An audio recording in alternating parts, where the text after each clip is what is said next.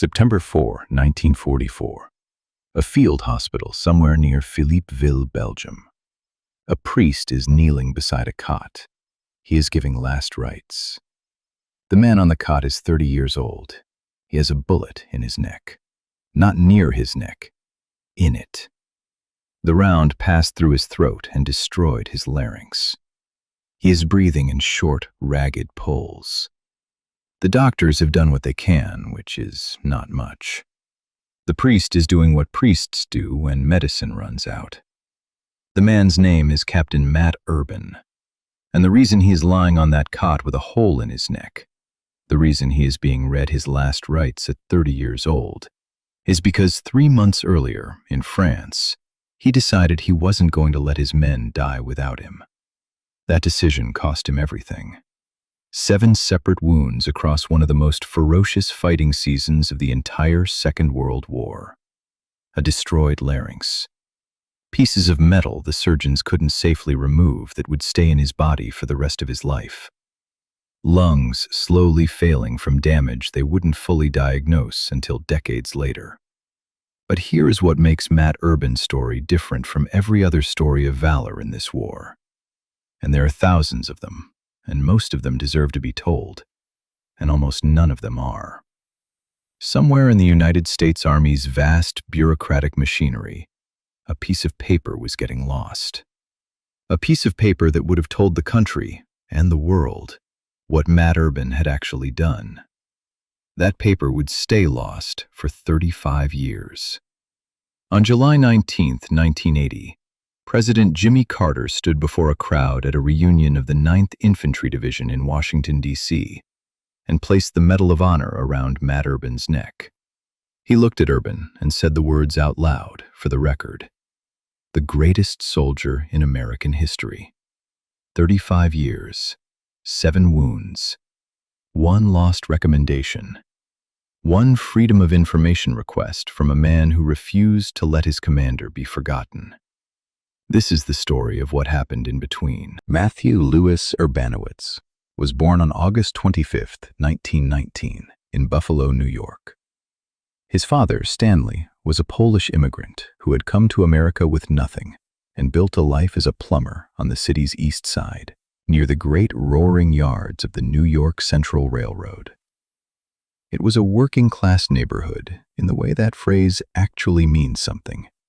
Men who worked with their hands, who came home tired, who ate dinner at a table with their families and went to Mass on Sundays, and didn't have a lot of patience for anything that wasn't real. Stanley Urbanowitz was a devout Catholic. His son, Matt, grew up with that same groundedness, unflashy, direct, the kind of person who expressed himself through what he did rather than what he said. His friends called him Matty. He was a natural athlete. At East High School in Buffalo, he lettered in 3 sports. But it was boxing that found him first and kept him. There is something about boxing that suits certain kinds of men. The discipline of it, the clarity, the way it rewards preparation and punishes hesitation. Matty Urban was built for it. Fast hands, good feet, and the kind of chin that doesn't go down easy. Money was scarce, the way it is always scarce in immigrant working-class families in 1930s America. You don't complain about it. You work around it. Urban worked jobs through high school, saved what he could, and earned his way into Cornell University in 1937. Cornell was a different world from the east side of Buffalo. It had money, it had tradition, it had the kind of institutional confidence that comes from a century of producing important people. Urban fit in where it mattered, in the gymnasium and on the field, and learned to navigate the rest. He boxed competitively and became the university champion in 3 weight classes. He joined the Reserve Officers Training Corps, the ROTC, and discovered something that surprised him. He was good at leading men. Not in an aggressive, look-at-me way. In a quiet, I have already thought through what comes next way. He graduated in June 1941. Europe had been at war for almost 2 years. Japan was tightening its grip on the Pacific. The United States was still officially neutral, but anyone paying attention understood that wouldn't last. Urban paid attention. He later said, "The winds of war were blowing pretty hard then, so I decided to join the army. And immediately, I loved the military." He was commissioned as a second lieutenant. He trained. He prepared. He waited for the thing that was clearly coming. It came on December 7th, 1941, at Pearl Harbor. Urban went to North Africa in 1942 as part of Operation Torch, the Allied landings that began the long push to drive Germany out of the Mediterranean. He fought across the Tunisian desert. He went to Sicily in 1943, the grinding campaign through the island's mountains and towns, where German defenders made the Allies pay for every mile. By the time Matt Urban reached England in early 1944, preparing for the invasion of France, he was no longer the Cornell ROTC officer who loved boxing. He was a combat-experienced captain who understood, in the specific, irreversible way that only combat teaches, what it meant to be responsible for men's lives. June 6, 1944. D-Day. The Allies landed on the beaches of Normandy.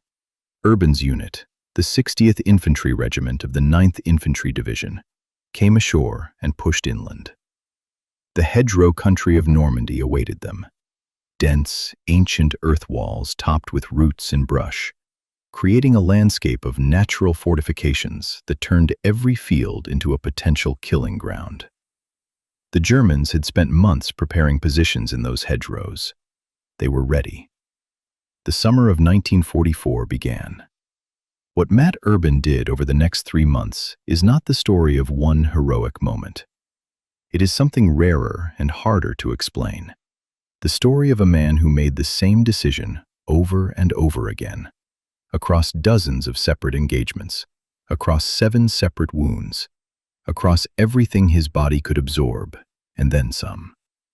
He decided, every single time, that he was not going to leave. June 14th, 1944, 8 days after D-Day. Near the village of Renouf, France. Captain Urban's company is pinned down. 2 German tanks have moved into position ahead of them, hull down in the hedgerow line, guns trained on the only route forward. Every time the American infantry tries to advance, the tanks open up.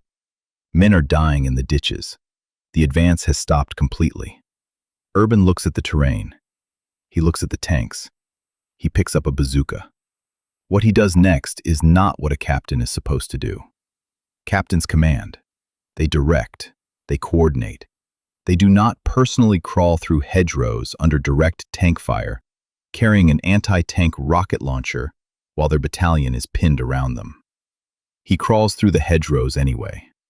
The Germans can hear movement somewhere in the brush. They can't see exactly where. Urban works his way through the earth walls, moving slowly, staying low, getting closer. When he is close enough that missing is not an option, he comes up, takes aim, and fires. The first tank is hit, then the second. The company surges forward. Later that same day, a German tank gun catches Urban in the leg. The wound is serious enough that he should be evacuated. The medics want to get him out. He refuses. He directs his company from a stretcher, carried by his own men, while the fighting continues around him. He is finally evacuated to England several days later. The leg needs proper treatment. The doctors fix what they can. They tell him to rest. He rests. For a while. Then he reads a newspaper. The account covers his unit's recent engagements. The 60th Infantry has taken severe casualties. His men are still in the fight. The breakthrough at St. Lo is coming. Operation Cobra. The assault that will finally crack the German defensive line in Normandy and open France to the Allied advance. And Urban's battalion will be in the middle of it. He gets up, still limping. He discharges himself from the hospital. Against medical advice, against orders, against everything the Army's system is designed to prevent. And hitchhikes back to the front. He hitchhikes. A wounded captain with a damaged leg thumbs rides through the English countryside, across the Channel, through the supply lines of the greatest military operation in human history, to get back to his men. He arrives at his battalion's command post on July 25, 1944. Operation Cobra has already jumped off. The attack began an hour earlier. Urban doesn't stop to report in. He finds his company and moves to the front. What he finds when he gets there is a company stalled under heavy machine gun fire. Men are pinned in a ditch. The advance has ground to a halt. The momentum that Cobra was supposed to generate is bleeding out in a field in Normandy. Urban looks around. He sees an American tank sitting abandoned, the crew either dead or pulled back. He makes a decision. He dashes through open ground under direct enemy fire. Every German gun in range is pointed at anything that moves. Urban moves anyway. He reaches the tank, climbs up the side, completely exposed, completely visible, in full view of the German positions, and drops into the commander's hatch. He takes control of the tank's machine gun. He drives it forward. Let that image sit for a moment. A limping captain, still recovering from a leg wound, alone in an abandoned tank, driving directly into German fire because the men on the ground needed to see something moving forward. They saw it. The entire battalion surged ahead. The stalled advance became a breakthrough. The momentum of Cobra was restored. Urban was wounded in the chest on August 2nd. He refused evacuation. He was wounded again on August 15th. He refused evacuation. The summer continued. The fighting continued. The German lines bent and broke as the Allied advance swept across France. Urban's battalion was in the middle of all of it, pushing through hedgerow country, through shattered villages, through river crossings and ambushes, and the grinding daily attrition of a war that was winning but hadn't won yet. By early September 1944, the front had moved into Belgium. The 9th Infantry Division was advancing through the rolling country south of Liège. German resistance was stiffening as the enemy fell back toward their own border. On September 3, 1944, Captain Matt Urban's company encountered a German machine gun nest blocking their advance. He had done this before, many times. He knew what it took. You get close enough, you use grenades, you take the position. He moved toward the German position. He was close enough that the grenades in his hands were the right tool for the job. A German machine gunner found him first. The burst caught him in the throat. The bullet, one bullet, entering through the front of his neck, destroyed his larynx. He went down. His men reached him. The medics worked. A priest was summoned. He was given his last rites in a field in Belgium. The priest said the words. Urban, who had been raised Catholic on the east side of Buffalo by a Polish plumber who went to Mass every Sunday, lay still and let the words wash over him. He did not die. He was evacuated to the field hospital near Philippeville. The doctors kept him alive. The bullet had done permanent damage. His larynx was destroyed. His vocal cords would never fully recover. The raspy, damaged voice he carried for the rest of his life was the sound of that bullet, embedded permanently in his biography. 7 wounds, across 3 months, across the length of France and into Belgium. And somewhere, in the days before the last bullet found him, Major Max Wolf, Urban's battalion commander, one of the men who had watched him drive that tank forward at Cobra, watched him refuse evacuation wound after wound, watched him do things that officers weren't supposed to do, and men weren't supposed to survive, sat down and began writing. He was writing a Medal of Honor recommendation. He documented 10 separate acts of valor. Not one stand, not one moment of courage under fire. 10. A summer's worth of decisions to go forward when every rational calculation said to stop. Major Max Wolf never finished the paperwork. On August 6, 1944, 3 weeks before Urban took the bullet in his throat, Wolfe was killed in action. The recommendation passed to a staff sergeant named Earl Evans, who was tasked with completing the filing. Evans was captured by the Germans before he could submit it. The paperwork disappeared into the vast, grinding administrative machinery of an army fighting on 5 continents, in a war that was consuming men and materials and documents at a rate no bureaucracy in history had ever processed. The most important piece of paper in Matt Urban's life quietly vanished. The war in Europe ended on May 8, 1945. Matt Urban came home. He did what men of his generation did when they came home from the war. He didn't talk about it. He moved to Holland, Michigan. He took a job as a recreation director. He coached boxing. He produced Golden Glove champions. He produced Olympic-caliber athletes. He built a life in a small Midwestern city, quietly, the way his father had built a life on the east side of Buffalo. Through work, through showing up, through doing the thing in front of him. His voice was ruined. The damaged larynx gave him a raspy, graveled quality that people who knew him accepted as simply part of who he was. He didn't explain it. He didn't tell the story of the German machine gun in Belgium, or the priest kneeling beside his cot. He just talked in the voice he had and got on with it.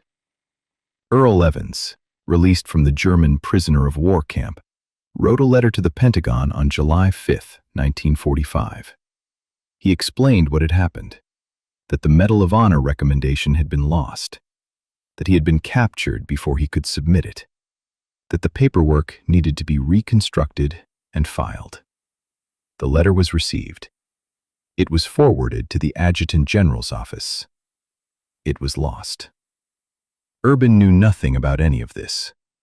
He had 29 decorations from the war: silver stars, bronze stars, purple hearts. Enough hardware to make any other soldier's chest ache. He was not a man sitting in bitterness, wondering why he hadn't been recognized. Recognition wasn't why he had gone back to the front. Recognition wasn't why he had crawled through hedgerows with a bazooka. Recognition wasn't why he had climbed into an abandoned tank alone and driven it into German fire. He later said, simply, "When I came home, I never thought about war. That's why the medal was 35 years late. I just never pursued it." That sentence. Read it again. He never pursued it. A man who had been wounded 7 times, who had destroyed German tanks with a bazooka while his battalion watched, who had driven an abandoned tank alone into enemy fire with a damaged leg. That man came home and spent 35 years coaching boxing in Holland, Michigan, and never once picked up a phone to ask where his Medal of Honor was. Because that was not why he had done any of it. The years passed. The 1950s. Korea came, and some of the men who had fought in France and Belgium went back to fight again in a new country with a new enemy. The 1960s. Vietnam. The country changed around the veterans of World War II. The war that had been noble and necessary became, in the cultural imagination, the baseline against which all subsequent wars were measured and found wanting. The men who had fought in France and Belgium and the Pacific grew older. They went to reunions. They drank with each other and talked about the men who hadn't come back and didn't talk about themselves. They coached their children's sports teams and went to church and paid their taxes and quietly carried everything they had seen and done and survived. Matt Urban coached boxing in Holland, Michigan. In 1978, 34 years after the summer of hedgerows and abandoned tanks and a priest in a field hospital in Belgium, one of Urban's men submitted a Freedom of Information Act request to the United States Army. His name has not been widely publicized. He wasn't a politician or a journalist or an activist. He was a veteran who had served alongside Matt Urban and had never been able to understand why the man he had watched do the things Urban had done in the summer of 1944 had never received the recognition he was owed. The Freedom of Information request asked a simple question. Why had Captain Matt Urban never received the Medal of Honor? The Army investigated. They found the gaps in the record. Wolf's death, Evans's capture, the letter that had been forwarded and lost. They found enough surviving testimony from men who had been there, men who had watched Urban crawl through hedgerows and drive tanks and refuse evacuation wound after wound after wound to reconstruct what had happened. The Army had no objections. The recommendation finally went forward. On July 19, 1980, at a reunion of the 9th Infantry Division in Washington, D.C., President Jimmy Carter stood before a room full of old soldiers and placed the Medal of Honor around the neck of a 60-year-old boxing coach from Holland, Michigan. Carter looked at Urban. He said the words that became the headline, the words that history would record as the official verdict on what Matt Urban had done in the summer of 1944. The greatest soldier in American history. Urban stood there with the medal around his neck. His voice, when he spoke, was the same ruined rasp it had been since September 3, 1944, the permanent signature of a German bullet in a field in Belgium. He was 60 years old. He had been coaching boxing for 35 years. He had never once called the Pentagon to ask where his medal was. 35 years. One lost piece of paper. One man who refused to let his commander be forgotten. Matt Urban died on March 4, 1995. He was 75 years old. The official cause of death was a collapsed lung. His doctors believed the lung damage had been accumulating for 50 years. The slow, invisible consequence of the wounds he had absorbed in France and Belgium. The pieces of metal that hadn't been safely removable. The chest wound of August 2nd that he had refused to evacuate for. The body that had taken everything the summer of 1944 threw at it and kept moving. The war killed him. It just took 50 years to finish the job. He was buried at Arlington National Cemetery, Section 7A, near the Tomb of the Unknowns, among the men who had served and were gone. He left behind 29 decorations, a Medal of Honor, 7 Purple Hearts, a citation that documented 10 separate acts of valor in a single summer, a raspy voice preserved in recordings that sounds, to anyone who knows the story, exactly like what it is. The sound of a man who survived something that should have killed him. He also left behind a generation of boxers in Holland, Michigan. Golden Glove champions. Men who went to the Olympics. Men who learned discipline and patience, and the willingness to take a hit and keep your feet under you. From a quiet coach who never told them where he learned those things. Think carefully about what Matt Urban actually did. He crawled through hedgerows with a bazooka to destroy tanks, because his company was pinned and he could see what needed to be done, and nobody else was positioned to do it. He discharged himself from a hospital in England, against orders, against medical advice, and hitchhiked back to Normandy because he read a newspaper account of his unit's casualties and could not stay in a hospital bed while his men were taking those casualties without him. He climbed alone into an abandoned tank with a damaged leg and drove it forward into German fire because the battalion needed to see something moving forward, and he was the thing available to move. He was wounded in the chest on August 2nd and refused evacuation. Wounded again on August 15th and refused evacuation. Kept going, kept leading, kept making the calculation, over and over, wound after wound, that his men needed him present more than he needed to be safe. Then a bullet destroyed his larynx, and a priest read him his last rites in a field in Belgium. And even that wasn't enough to kill him. And then he came home and coached boxing, and never once called the Pentagon.